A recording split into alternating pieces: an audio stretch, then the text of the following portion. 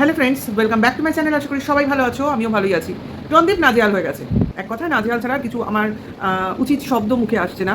কারণ ব্লগিং সামলে, বাক্য সামলে, আরাম করে তারপরে কাজ করাটা বিশাল ওর কাছে হেট্রিক হয়ে দাঁড়াচ্ছে। যাই হোক, সবটা সামলাতে পারছে কি পারছে না সেটা বড় কথা নয়, কিন্তু আজকের ব্লগিংয়ের রান্নাঘরে দাঁড়িয়ে একবার অন্তত আমি বলতে শুনলাম মাকে উদ্দেশ্য করে, বাবু তো ভালো রান্না করে, তাহলে বাবুকে রান্না করতে বলছো না কেন?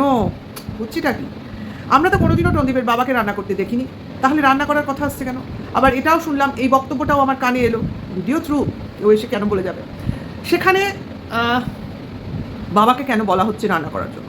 এটা একটা বিশাল কথা। আর যদিও বা বলা হয়ে থাকে তাহলে বাবাকে ডাইরেক্ট বলা হলো না কেন? মা ছেলের মধ্যে কথোপকথন কেন, তাই না? হ্যাঁ, একটাই কথা সেক্ষেত্রে আসতে পারে, বাবা তো ছেলেকে নিয়ে স্কুলে যাবে, তাহলে রান্না করবে কখন, তাই না? মানে মা ছেলের এমন একটা বক্তব্য, মা যখন অসুস্থ হয়ে পড়েছে, মা করতে পারছে না, মাঝে মাঝে আসছেন, হেল্প করছেন, যেমন তরকারি কেটে দিলেন, কোনো সময় একটু সুস্থতা বোধ হয়েছে তো একটু ঝাড়ু মেরে দিলেন, এইগুলো টুকটাক টুকটাক করার চেষ্টা করছেন। কিন্তু জ্বর হলে এখন যেটা হচ্ছে দুর্বলতা, ওই জন্য মাথা তোলাতে একটু একটু টাফ হয়ে যাচ্ছে, ওই জন্য মাঝে মাঝে উনি হেলিয়ে যাচ্ছেন। তাহলে কথাটা হচ্ছে, মা অসুস্থ হয়ে পড়ছে, ব্লগিং সামলে ছেলেকে সব ব্যাপারটা দেখতে হচ্ছে, তাহলে বাবা যদি সেই রান্না করা খাবার, মানে ছেলের কষ্টের রান্না করা খাবার যদি বাবা খেতে পারে, তাহলে বাবা কেন হেল্প করবে না?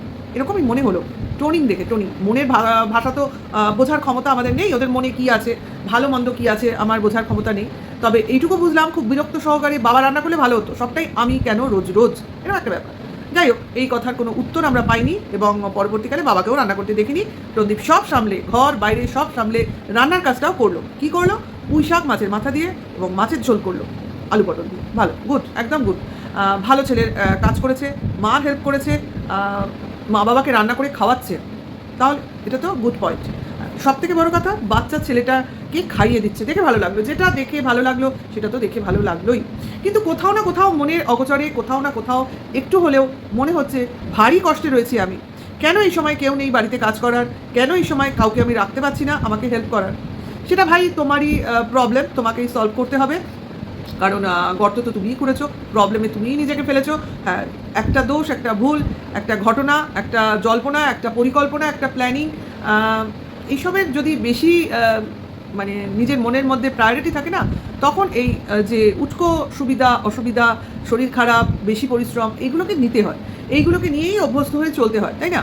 কারণ একটা বউ তো যেভাবে হোক, যেরকম খুশি হোক তাকে নিয়ে হেলা ছেদ্দা করা গেছে, মানে তাকে কি বলবো, টোপ টুপ দিয়ে কাজ করিয়ে নেওয়া গেছে। কিন্তু এখন এই পরিস্থিতি বা বর্তমান পরিস্থিতিতে যিনি আসতে চলবে বা চলেছে, সে কিন্তু ভাই বহুত বুঝে সুঝে আসবে। সে কিন্তু এরকম বোকাশোকা জিনিস আসবে না, ঠিক আছে? হ্যাঁ, যিনি আগে আমি বোকাশোকাই বলবো।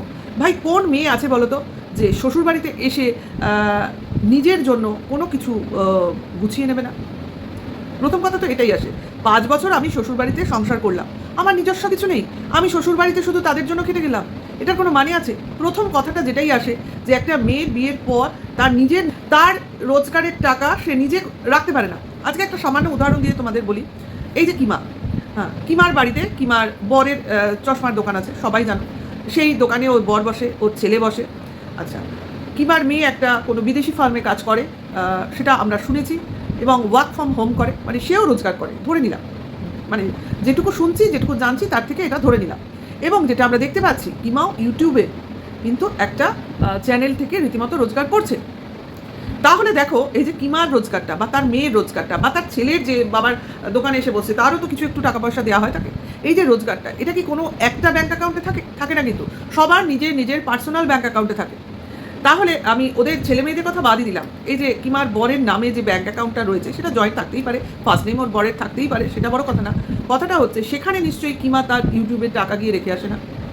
কিমা যেটা নিজের মুখেই স্বীকার করলো, যে ও যে রোজগারটা করে সেটা ওর নিজের, ওর মেয়ে যে রোজগারটা করে সেটা ওর মেয়ের নিজের, কিন্তু তার হাজব্যান্ড হিসেবে তার বর একটা অবশ্য করেই পুরো সংসারটা চালাবার একটা দায়িত্ব থাকে। এবং যতই তার স্ত্রী, তার ছেলে মেয়ে রোজগার করুক না কেন, তার হাজব্যান্ডের পুরো দায়িত্ব বর্তায় পুরো সংসারটার দেখভাল করা, তাদের ডেলি খাবারের ব্যবস্থা করা, তাদের হেলথের একটা ব্যবস্থা করে রাখা, মানে তাদের পুরো দায়িত্বটা নেওয়া, যেটাকে বলে হাজব্যান্ডরা যেভাবে নেয় সেইভাবে। এই অবধি সবাই কিন্তু এই জিনিসটা বোঝে, প্রত্যেকে, আমরা অবধি এই জিনিসটা কিন্তু আমরা বুঝি যে হাজব্যান্ড শ্বশুরবাড়িতে আসছি যখন হাজব্যান্ডের ম্যাক্সিমাম দায়িত্বটা এসে যায়। কিন্তু আজকালকার দিনে কি হয়, মেয়েরা সবসময় চায় হাজব্যান্ডের পাশে দাঁড়াবো, তার কিছুটা হলেও হেল্প করবো। কেন কেন ভাই, আমরা কি এতই মানে কি বলবো অপদার্থ যে কিছুই করতে পারি না, যে বরকে হেল্পও করতে পারি না? তার থেকে নিজেরা কিছু করার ইচ্ছা প্রকাশ করি এবং সেখান থেকে নিজেরাও হয়তো সংসারে কিছু কন্ট্রিবিউট করি। ঠিক আছে, এটা আমাদের দায়িত্বের মধ্যে পড়ে না, এটা আমাদের মনের ইচ্ছা। এবং এখন এটা আস্তে আস্তে হয়তো আমাদের সমাজের একটা অঙ্গ হয়ে উঠবে, অনেক জায়গায় হয়ে উঠেছে, এবার হয়ে উঠবে, সমাজ ব্যবস্থা পাল্টাবে, সেটা কথা না। কথাটা হচ্ছে কিংবা নিজের মুখে স্বীকার করলো তার টাকা সে ইচ্ছা মতো খরচ করে, সেই টাকায় তার হাজব্যান্ডের কোনো অধিকার থাকে না। কিন্তু ব্লগিং, তোমার ব্লগিং বলছি, তার চ্যানেল তো, ইউটিউব চ্যানেল তো, সেখানে সে দরকার মতো তার স্বামীকেও দেখায়, তার মেয়েকেও দেখায়। এমন নয় স্বামী তার জন্য বলে তুমি যখন রোজগার করছো ওই টাকাটা আমার অ্যাকাউন্টে রাখতে হবে, এমন তো ব্যবস্থা নয়। তাহলে এই ক্ষেত্রে কেন টন্দীপরা, যেহেতু আলাদা আদার্স কোনো বিজনেস নেই, তোমার ব্লগিংই দুজনেই মিলে মানে ফুল ফ্যামিলি মিলে করে, অবশ্য করে এই বউকে সমস্ত জিনিসটা শেখাও, তাই কি না? অল্প বয়সে বউকে বিয়ে করেছে তো সে মেয়েটা কিছুই শিখে আসেনি। ব্যাংকে যাওয়া, এটিএমে টাকা তোলা, ব্যাংক অ্যাকাউন্ট কীভাবে তৈরি করতে হয়, ব্যাংকে কী করে ট্রানজাকশন করতে হয়, টাকা তুলতে হয়, টাকা জমা দিতে হয়, কোনো অ্যাপ্লিকেশন লিখতে হয় বা এক্সেট্রা এক্সেট্রা। ব্যাংকে অনেক রকম কাজকর্ম থাকে, ফিক্সড ডিপোজিটের ক্ষেত্রে অনেক রকম ফর্ম ফিল আপ করতে হয়, সেগুলোর এগেনস্টে অনেক ট্যাক্সের পেপার জমা দিতে হয়। এই যে ছোট ছোট কাজ, কেন সে তার বউকেও শিখিয়ে রাখেনি? এটা তো সবার মনে আসতেই পারে, পারে কি না? তার মার নামে একটা ব্যাংক অ্যাকাউন্ট আছে, এটা তোমরা সবাই জানো, দুদিন আগে থেকেই দেখাচ্ছে যে গ্রামীণ একটা ব্যাংক অ্যাকাউন্ট আছে যেখানে ওর মা যায়, নিজের অ্যাকাউন্টের দেখভাল করে, কোনো দরকার হলে ছেলে যায়, সেটা আলাদা কথা। এটা বলো, তোমরা নিজেরাই মনে প্রশ্ন করো কেন? কারণ বউকে সে কোনো সময়ই বিশ্বাস করেনি, সে সমস্ত কিছু নিজের হাতে রাখতে চেয়েছে। সে জানতো টাকা পয়সা যদি আমার হাতে থাকে তাহলে আমি ডমিনেট করে রাখতে পারবো। কখনো বউকে সেই পজিশনে বাড়তে দেবো না যাতে সে আমার মাথার উপরে দাঁড়িয়ে নাচতে পারে। কারণ আমরা দেখেছি ব্লগিং করাটা টন্দীপের কিন্তু সাংঘাতিক নেশা। এই যে ধরো, এই যে ব্লগিংও করে না, প্রত্যেক দিনের ব্লগ না দিলে ওর কিন্তু মাথা খারাপ হয়ে যায়, এটা কিন্তু তোমরা সবাই দেখবে। এই যে ওর মা অসুস্থ, ওর বাবা অসুস্থ ছিল, এর আগে ছেলেকেও আমরা অসুস্থ দেখেছি, বাড়ি শুদ্ধ অসুস্থ হোক না কেন, ইভেন ও নিজেও অসুস্থ হোক না কেন, ব্লগিং কিন্তু ওর আসবে। একমাত্র ব্লগিংও দেয়নি ওই 1 মাস, যখন কিনা টিনা বাড়ি থেকে বেরিয়ে তার নিজের বাপের বাড়িতে চলে গেছিল। সেই সময়টা ভয়ে যে আমি যদি এখন ব্লগিং দিই বা ব্লগ করি তাহলে হয় ইউটিউবের লোক আমায় ছিঁড়ে খাবে, নয় পুলিশ আমায় খুঁজে নেবে। এই জন্য ওই 1 মাস ও ব্লগ দেয়নি। 1 মাস কি কয়েকদিন হবে, আমি খুব ভুল যদি বলে থাকি আমাকে এটা বলে দিও, তবে বেশ কিছুদিন ও দেয়নি। ঠিক আছে, কারণ ওই সময়টা আমি একদমই নতুন নতুন ছিলাম, ওদের ঘটনা ঘটেছে আর আমি ঢুকেছি, তারপরে সমস্ত ব্যাপার জেনেছি ধীরে ধীরে, আস্তে আস্তে তোমার পুরোনো ভিডিওসগুলো দেখে দেখে দেখে দেখে জিনিসটা রপ্ত করেছি, অনেক কিছু শিখতে হয়েছে আমাকে। আমার মাস 3 সময় লেগেছে পুরো ব্যাপারটা বুঝতে। ঠিক আছে, আমারও তো প্রায় 1 বছর হতে চললো, সেপ্টেম্বরের 3 তারিখে আমার 1 বছর হবে। যাই হোক, ওদের সঙ্গে সঙ্গেই 1 বছর হচ্ছে। তাহলে সেই জন্য বলছি, এ কিন্তু একদিনের জন্যও ব্লগিং বন্ধ করে না, কারণ এর অত্যন্ত পয়সার লোভ। এ জানে আমার রোজ ব্লগ না দিলে আমি টাকা রোজগার করতে পারবো না। একটা জিনিস জানবে তোমরা, যারা প্রবাসে থাকে তারা যে ব্লগ করে তারা কিন্তু ডেইলি ব্লগ করে না, তারা কিন্তু বেশ কিছু দিনের লাইভ একসাথে করে এডিট করে ছাড়ে, তো তাদের দেখেছো ভিউজ কত বেশি হয়। কিন্তু আমাদের এখানকার ডেইলি ব্লগাররা রোজ ব্লগ দেয়, রোজ, কারণ এরা রোজ ইনকাম করতে চায়, ইনকামও করে, সেই লেভেলে করে। হ্যাঁ, ওদের তুলনায় করে না, কারণ ওদের অনেক রকম ব্যাপার আছে ইউটিউবে এই ইনকামের ক্ষেত্রে, বুঝেছো? সেগুলো আমি এখানে, আমার যেহেতু ওই রকম চ্যানেল না, আমি তোমাদের বলতে পারবো না। অনেক রকম ব্যাপার আছে, নিজের দেশের লোক দেখলে একরকম ইনকাম, বাইরের লোক দেখলে আরেক রকম ইনকাম, এগুলো ভ্যারি করে। কাজেই এই জিনিসগুলো যারা প্রবাসে থাকে তাদের ইনকাম অনেক বেশি হয় স্বভাবতই, আর আমরা দেশে বসে বিদেশটা দেখতে বেশি ভালোবাসি, সেই জন্য ওদের ভিউজটা আমাদের এখানকার তুলনায় তোমার অনুপাতে অনেক বেশি হয়। তা সেই রোজগারটা এরা করার জন্য এরা ডেইলি ব্লগ দেয়। যেমন দেখতে পাচ্ছ যারা দেয় এখানকার, যারা ডেইলি ব্লগার এইসব জেলায় জেলায়, সবাই এইভাবেই অভ্যস্ত এরা। কিন্তু টিনার ক্ষেত্রে কি, আজকে ভালো লাগলো না দিলাম না, কাল আমার মন ভালো নেই দিলাম না, কাল আমার শরীর খারাপ দিলাম না, এই জিনিসগুলো প্লে করে। ওর যেহেতু বয়স কম, ওর পয়সার নেশাটাও কম, তার জন্য ওর এই ব্যাপারটা কাজ করে। হ্যাঁ, পয়সা আসবে, সেটা কার না ভালো লাগে, কিন্তু আমার দিতেই হবে, আমার শরীর খারাপ আমার করতেই হবে, আমার ভালো লাগছে না হতেই হবে, এই জিনিসটা ওর মধ্যে নেই। এটা টন্দীপের মধ্যে আছে। এবং যখন ওরা ডেইলি ব্লগিং একসাথে করতো, এই চাপটাকে টিনাকে ভুগতে হতো। টিনার অনেক সময় শরীর খারাপ হতো, তোমরা জানো, ওর লো প্রেশার, ওর অনেক সময় অসুস্থ হয়ে পড়তো। তারপর বাচ্চা হওয়ার পর অনেক রকম শরীরে ডিফিকাল্টিস হয়েছে, দুর্বলতা এসছে, এইসব কারণ। তারপর বাচ্চার একটা ঝামেলা রয়েছে, সংসারের কাজ রয়েছে, সব নিয়ে ওর কিন্তু এই জিনিসটা ট্যাকেল করতে পারতো না রোজ রোজ।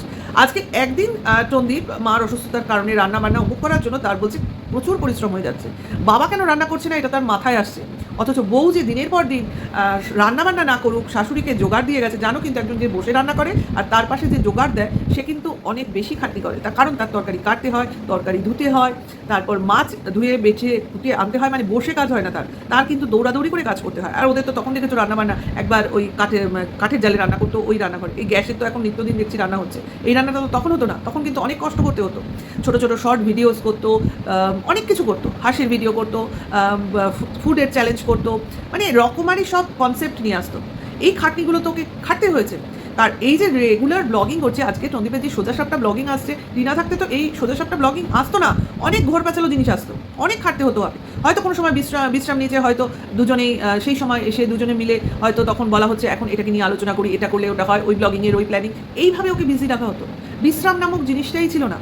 তার মধ্যে বাচ্চা ছেলের দুষ্টুমি সহ্য করা, তাকে দেখভাল করা, সংসারের কাজ করা, সমস্ত কিছুর চাপ এই বাচ্চা মেয়েটাকে কিন্তু সহ্য করতে হয়েছে। সবাই বলবে বিয়ে করলে সবাইকে করতে হয়, কিন্তু তার মধ্যেও তো একটু রিলিফ চায় মানুষ। আজকে সন্দীপের মা ব্লগিংয়ের পার্ট না হয়েও সামান্য কখনো কখনো মুখ দেখিয়ে রান্না দেখিয়ে অসুস্থ হয়ে পড়ছে, তাহলে টিনার অবস্থা ভাবো তো। তোমরা এইগুলো একটু চিন্তা করো। মানুষ না খুব ফাপড়ে না পড়লে সুখের সংসার থেকে বেরিয়ে যায় না, আমি আবারও বলবো। আর এই যে চারদিকে চলছে তোমার জিনিসগুলো, বাচ্চাটাকে কিছুতেই পেতে দিচ্ছে না একটা মেয়েকে, এটা কিন্তু ভগবান মোটেও ভালো চোখে দেখবে না। কারণ সোজা সাপটা কথায় বাচ্চাটা তো মাকে পেতেই হবে। কেন আটকে রাখা হচ্ছে, কারণটা কি? এতটা অসহ্যকর একটা মেয়ে যে কিনা 5 বছর ওদের সংসারে লেবার দিয়ে গেছে। মানুষের তো এইটুকু কৃতজ্ঞতা বোধও থাকে যে মেয়েটা 5 বছর ধরে আমাদের এই এত বড় বাড়িটা তৈরি করার ভিতটা তৈরি করে দিয়ে গেছে, সেই মেয়েটাকে অন্তত তার ছেলেটাকে দেখা করতে দিই, তার সঙ্গে কথা বলতে দিই। কোনো সময় তো একা কাস্টাডি হবে না, আমাকে অনেকেই বলেছে এবং আমি নিজেও জানি। বাবা মা দুজনই ছেলের সঙ্গে থাকবে, হয়তো সেপারেট থাকবে, হয়তো কেন সেপারেটই থাকবে। তাহলে সেই ক্ষেত্রে কেন মাকে পুরোটা ইগনোর করার ব্যবস্থা করা হচ্ছে? একটা মা জীবিত থাকতে কেন তার ছেলেকে বলা হবে তার মা মারা গেছে? কেন ছেলেটাকে মার কাছে যেতে দেওয়া হবে না? ছেলেটা তো মার জন্য কষ্ট পায় প্রতি মুহূর্তে। আজ স্কুলে যাচ্ছে, ক্রমশ বড় হচ্ছে, বন্ধুদের মাকে দেখছে, সব মারাই তো সঙ্গে করে নিয়ে যায়। ও যে টোটোতে যায়, সেই যে বন্ধুটা যায় তার মাই যায় সঙ্গে। তাহলে ও বুঝছে না? ও দিনে দিনে বুঝছে যে আমার বন্ধুর মা আছে, আমার মা নেই, আমার কতটা অবস্থা মানে খারাপ, আমার একটা জিনিস নেই, এই নেই জিনিসটা ওর মনের মধ্যে বাসা বাঁধছে। বাবাও যেমন না থাকলে নয়, মাও কিন্তু না থাকলে নয়, দুটোই অপরিহার্য। কেন এই মানে একটা ছোট্ট জিনিস এদের মাথায় কাজ করছে না? এতটা মানে হিংসাত্মক মানুষ কি করে হতে পারে?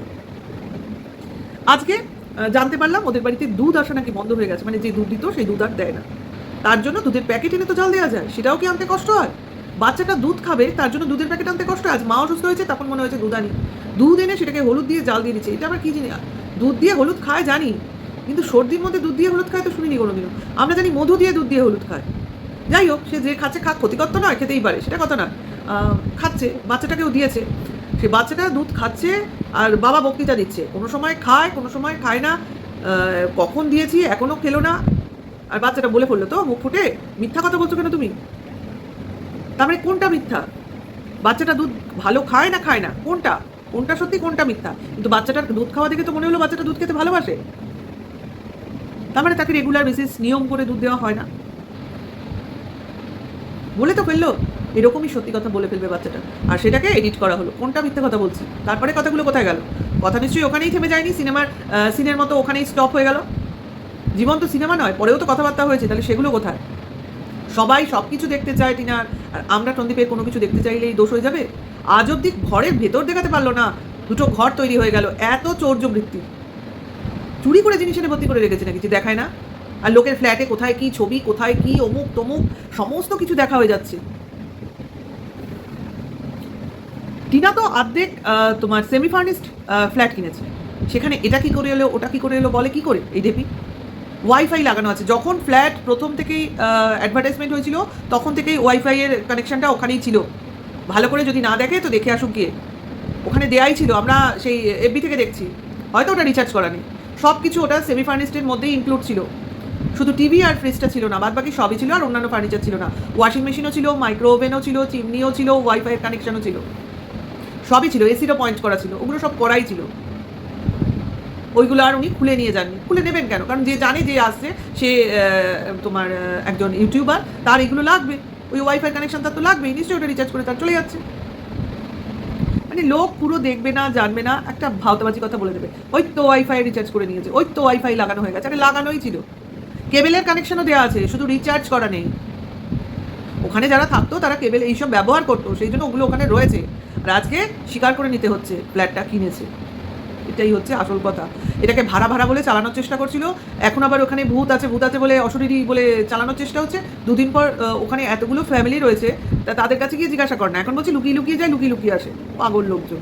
সামনের দোকান আছে, পাট আছে, কেউ গিয়ে বসে থাক না, ছবি তোল না গিয়ে, যখন বলে ওখানে আছে থাকে, বা ওখানে গিয়ে এনকোয়ারি কর, সিআইডি বাহিনী ওখানেও বসিয়ে দে। আজকে অমুক গেছে, অমুক মাদারহাটে গেছে, এই জিনিসগুলো যখন খবর পাচ্ছিস, তাহলে ওইগুলো খবর পাচ্ছিস না কেন? শুধু হাওয়ায় কথা বলতে হচ্ছে কেন? যাই হোক, টনদীপের ভাওতাবাজি ভালোই চলছে, মা এখন মোটামুটি সুস্থ হয়ে উঠছে। ছেলে মুখের উপর বলে দিচ্ছে মিথ্যা কথা বলো কেন, আর কি প্রমাণ চাই? ওইটুকু বাচ্চাকে তো কেউ শিখিয়ে দেবে না, যা বলার ও নিজে অস্ফুটে নিজের মুখে মন থেকে বলবে, ভাই যা দেখবে তাই বলবে। ঠিক আছে, ভিডিওটা এখানেই শেষ করি। যদি ভালো লাগে তাহলে লাইক কমেন্ট শেয়ার করবে, নেক্সট ভিডিও ওয়েট করবে অবশ্য করি। এখনকার জন্য এইটুকু, টাটা, বাই।